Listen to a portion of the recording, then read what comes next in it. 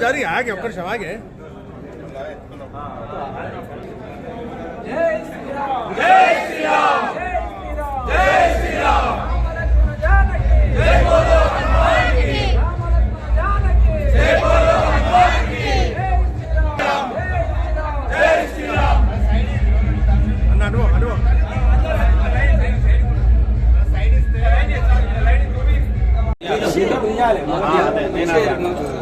తీసినాక పెట్టుకోండి, ఎంత పేరు పెట్టుకుంటా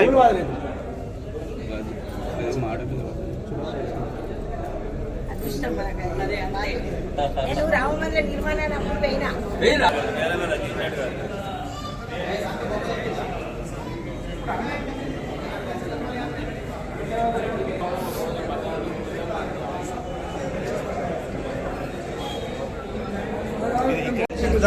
పద్మపద్మాసంవేదం వాసుమదం వామాకారుదేశామకులోచనం నీరదాగుణాలంకారదిక్కం రఘునాథం శతకోటిశ్రమేకైకమక్షరం మహాపాదనాశం జాత్వానీలోత్పలశ్చామం రామరాజీలోచనం జ్ఞానకీలవేదం జటామకటమండితం సాసిపూర్ణధనుపానాపానికర్తం జనాంతకం శరీరయాదికస్కాత్మావిర్భుతమజం రామరక్షాత్వాభక్తిం సర్వకామదం మే నాగమపాదు పాలం దశరథాత్మజః వజ్రం భవబీజానామర్జనం సుతం పదం తర్జనం యమదుతానాం రామ రామేతి లక్ష్మణం రామో రాజమని సదా విజయతే రామం రమేశ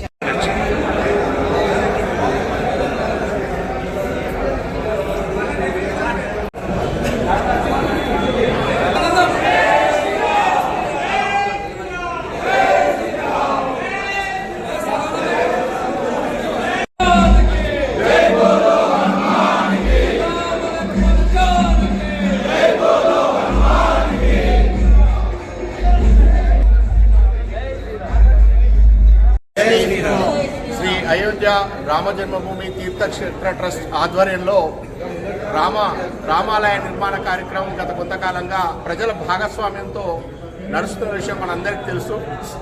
ఆ రామ మందిర నిర్మాణం ఈ జనవరి 22కు పూర్తి చేసుకొని విగ్రహ ప్రతిష్టాపన, బాలరాముని ప్రతిష్టాపన జరగబోతున్న శుభ సందర్భంలో ఆ రాముల వారి వద్ద పూజ చేసిన ఆ రాముల వారి ఆశీస్సులతో భారతదేశంలోని ప్రతి కుటుంబానికి ఆ రాముల వారి అక్షింతలు చేరాలని ఒక సదుద్దేశంతో శ్రీ రామ జన్మభూమి తీర్థక్షేత్ర ట్రస్ట్ నిర్ణయం తీసుకోవడం జరిగింది.